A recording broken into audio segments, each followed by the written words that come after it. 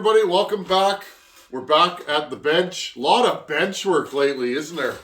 Well, tell you the truth, friends, I don't cut this time of the year. I am dying to fall trees and split firewood. But when the snowpack gets to 3 feet, which it is now, that snow's hard. It blows in here and it just packs. It's hard to walk through.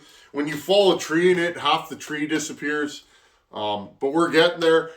The forecast for this week, the weather's starting to get warm, above freezing a couple days. So I'm excited because I'm dying to run power saws.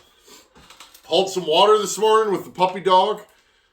Daisy May and I, she loves to ride in that 6.5 turbo diesel. I had to stop early though. They're doing some maintenance on the standpipe. So I lit a fire earlier today. I figured I'd jump in here and make a video.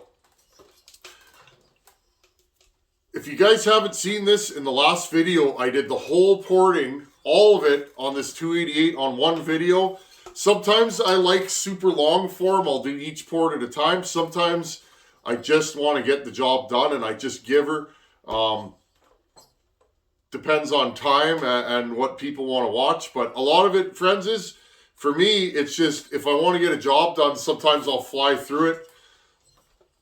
This cylinder here is an OEM, and again, I'll put a link somewhere, say here, of the last video where I did all the porting on this in one go.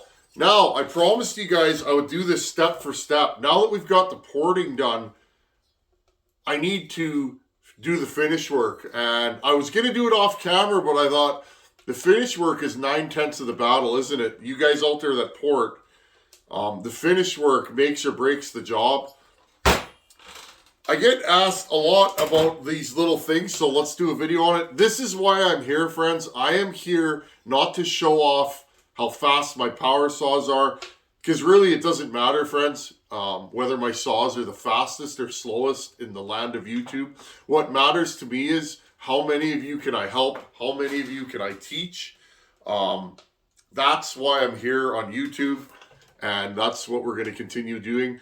Got some interesting things coming down the pipeline. As my channel grows, I want to help other people, hardworking people who are in this industry and doing good things. So stay tuned, friends. Going to be doing some content, helping out another business. Anyway, let's jump back into this. Just gathering my thoughts, friends. Sometimes my mouth goes faster than my brain, and sometimes my brain goes faster than my mouth. If you film yourself, that's just the way it goes. Okay, I'm going to bring you guys in. Again, 100 after top dead center is the exhaust port on this. Why did I pick that? I want this to pull a long bar. It's 103 stock, so with the base gasket delete and the piston swap, the exhaust roof opens 3 degrees sooner. Perfect. So I did not raise this exhaust port. I widened it. I got a bunch of emails. Why did you widen the exhaust port? Well, widening a port will often act like raising it more or less to some degree. I don't like my ports flat. So this port opens in the middle and comes out like that. Okay. So you don't want your ports too wide. At least I don't. You guys do what you want. Some of the stuff I do you may like, and some of it you may not. I don't want my ports too wide. The reason is ring wear. I do not want my ring slapping in and out of a giant port. That will wear your ring faster, and or you could break a ring. That can create heat because you're forcing that ring in and out hundreds of times a second. But I want this exhaust port to flow a little bit better, so I did widen it a little bit. But other than that, I left it stock. I didn't even take the plating off the top and bottom just to show you guys. Okay, I did do a little upper transfer work. That was another thing I got. I got a bunch of emails about running water. Friends, turn your tap on just low. Drip water down the center of the lower transfer and watch how it flows through your upper transfers. And you can see whether your transfers hit in the same place. Okay, so that's another little trick that I will use if I do upper transfer work. Even if I don't, if I'm just curious how a piston or how the airflow, see, my brain was going faster in my mouth there. How the airflow will hit. I want to see where it hits. Where the air hits in relation to the roof of the cylinder to your combustion chamber can affect RPM in the saw. So friends, there's so much to learn about these two strokes. Once you learn the timing, you'll think you got it figured out. There is so much more to these things. You know, how the transfers open, where they open in the stroke, how long your stroke is, your case capacity, what your intake timing is, how the transfers are aimed. Are they aimed higher, lower, whether you have a pop-up piston or not? That all affects how a saw will run. And that's the truth, friends. There is so much to this. That's why I don't mind sharing little tips and tricks. Maybe get you guys ahead. Because I learn a lot from you guys. I get emails all the time, little tips and tricks, and I try them, and it's like, wow, I never would have thought of that. Okay, let's get in here. Let's do some finish work. I'm going to show you guys finish work in a nutshell and what I'm going to do to this before I do it. Okay, here's our cylinder. Here's our cylinder. All I'm going to do, friends, I'm going to take one of these diamond burr.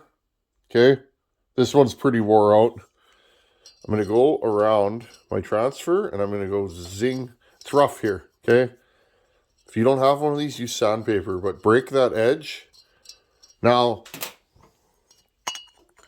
you guys can see that. Let's see if we can get it focused.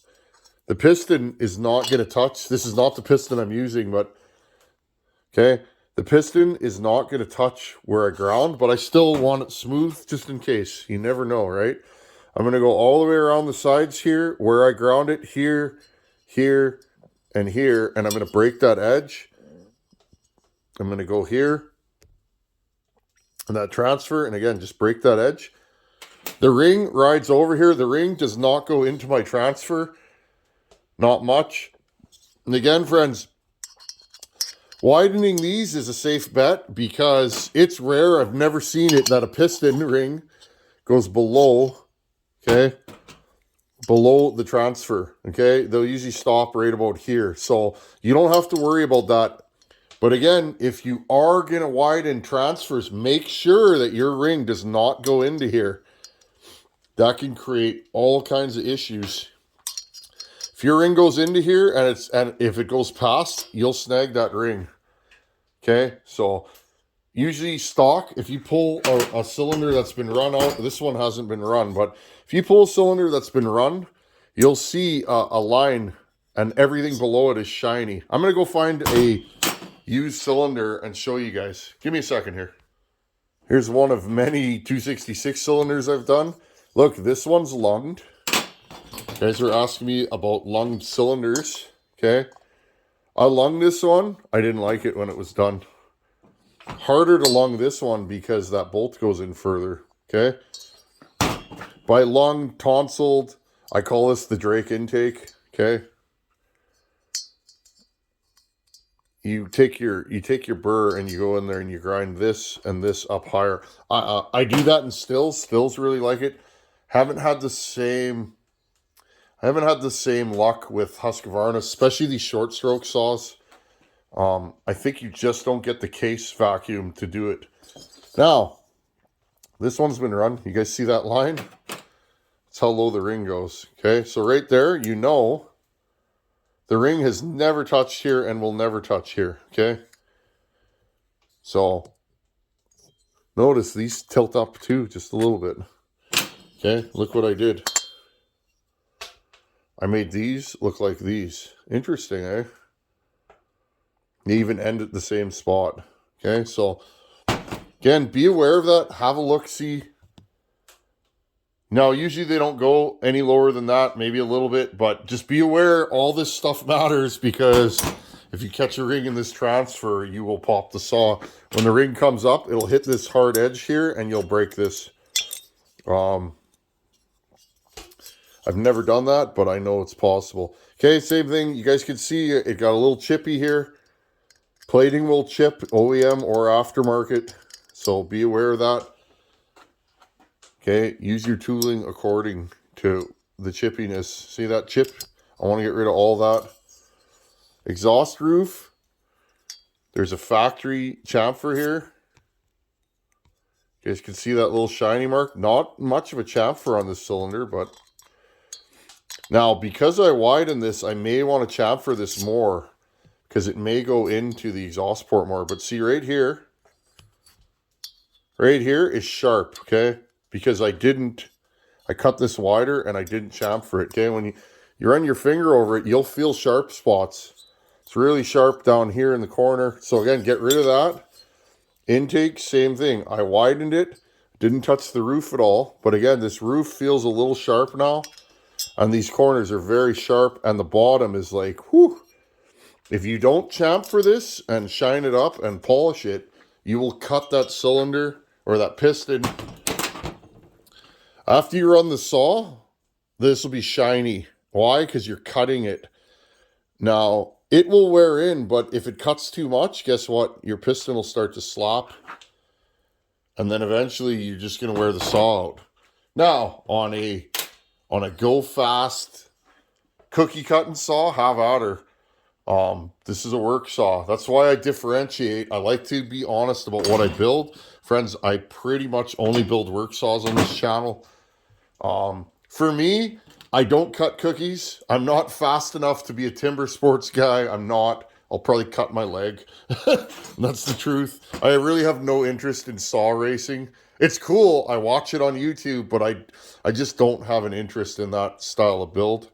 I like really fast work saws though, but I want these things to last just for that reason. Now, that 94 I'm going to build, for me, I'm probably going to jack that thing right up just because it's funny. But okay, Fred, so I'll go in and I'll do one transfer.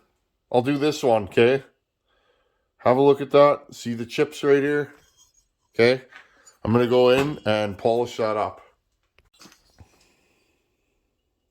Notice how the chips are gone? Smooth now, okay? Look. If you guys can see this. There you go. See how there's like a little edge broken there? Right here. Now, I did it this time because I wasn't happy with the diamond burr.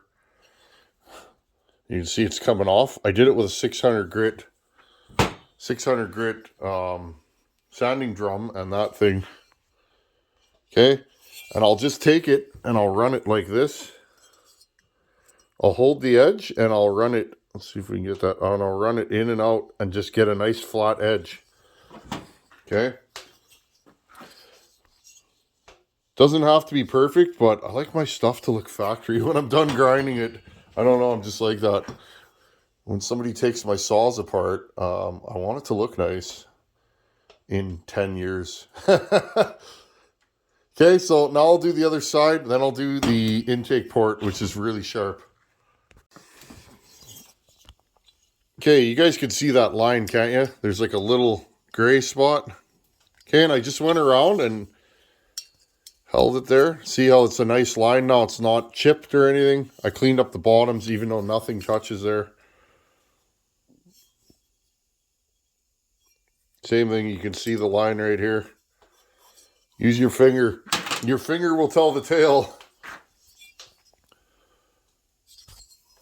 Went in and polished up these upper transfers. Same thing, I can't feel anything. Intake. And you're probably not going to be able to see this.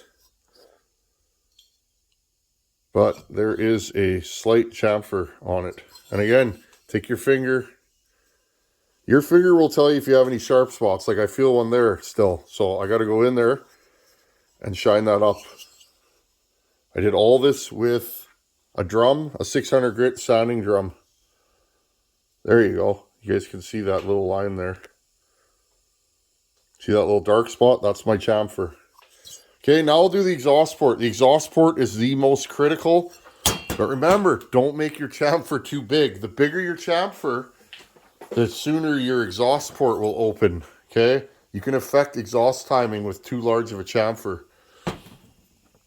Okay, so And again, I wanna chamfer these corners. They are sharp. It's grabbing my finger.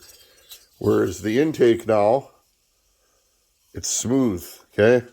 And I'm gonna even go in there. I'll take some 1000 grit on my finger and I'll just go like this and really polish it. Or you guys can buy these online. They're rubber sanding drums.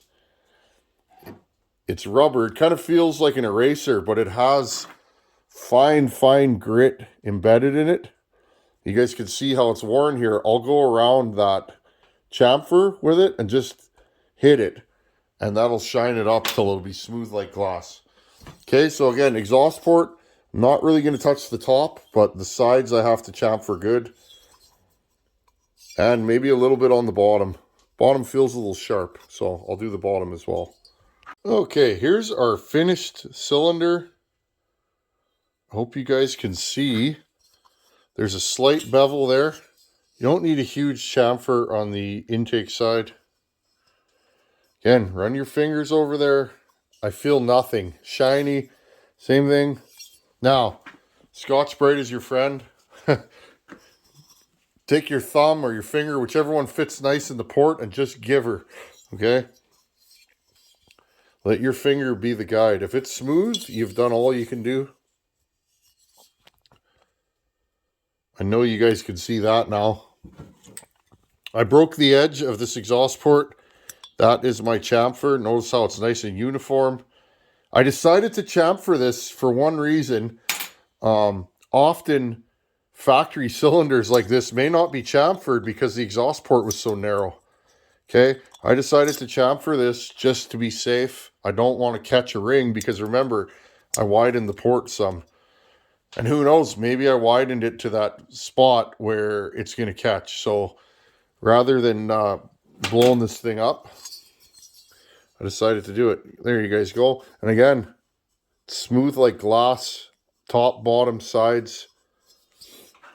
Your exhaust port is the port you should spend the most time on. And again, don't skip through any other ports. But again, I did these nice and smooth. Okay, friends, there's your chamfer. You may get a few fine scuff marks on your piston the first time you're on the saw.